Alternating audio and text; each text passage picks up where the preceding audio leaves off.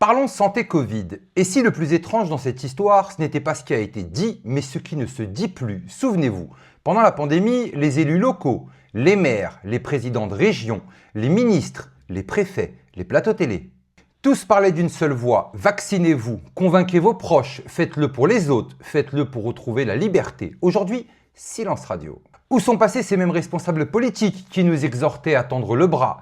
Pourquoi plus aucun élu local n'assume publiquement ce discours? Pourquoi cette gêne, cette discrétion soudaine?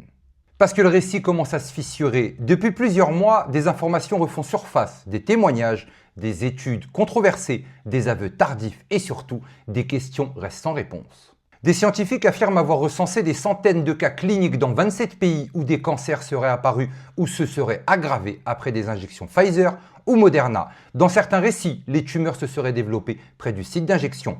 Coïncidence, corrélation ou signal ignoré. Une étude relayée par le journal OncoTarget a même disparu après une cyberattaque ayant rendu le site inaccessible. Pourquoi cette étude-là?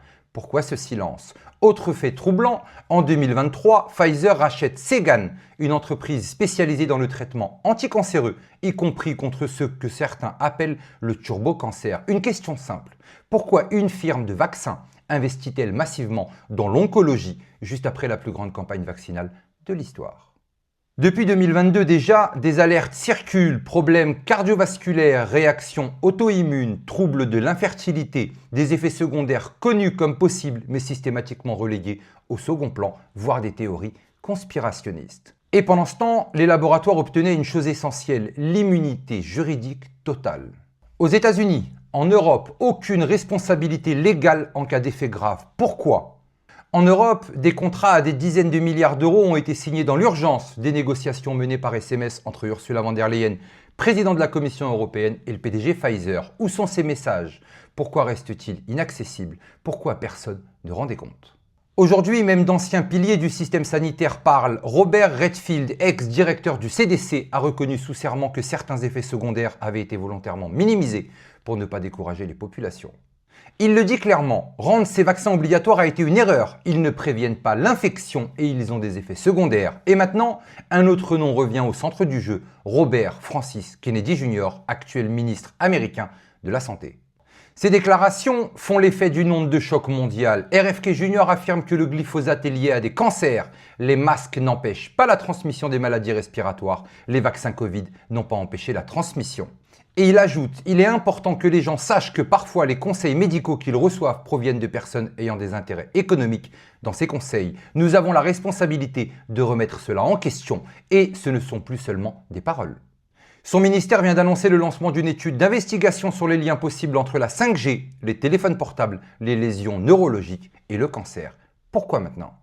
Dans le même temps, la pression s'intensifie sur Anthony Fauci, des déclarations sous serment refont surface, des auditions, des documents. Et si ces révélations américaines avaient un impact mondial? Et si ce qui a été caché aux États-Unis concernait aussi l'Europe, la France et bien au-delà? Alors, une question devient inévitable.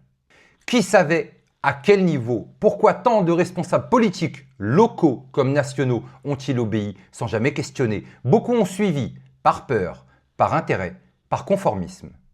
Aujourd'hui, même parmi ceux qui ont accepté le vaccin, le regard change, les certitudes tombent, les informations sortent goutte à goutte. Et si le problème n'avait jamais été le doute, mais l'interdiction de douter?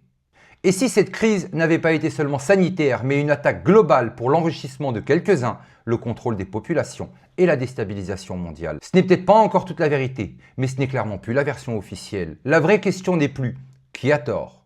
La vraie question est qui aura le courage de rendre des comptes. Mais surtout n'oubliez pas, on n'est clairement pas au bout de nos surprises.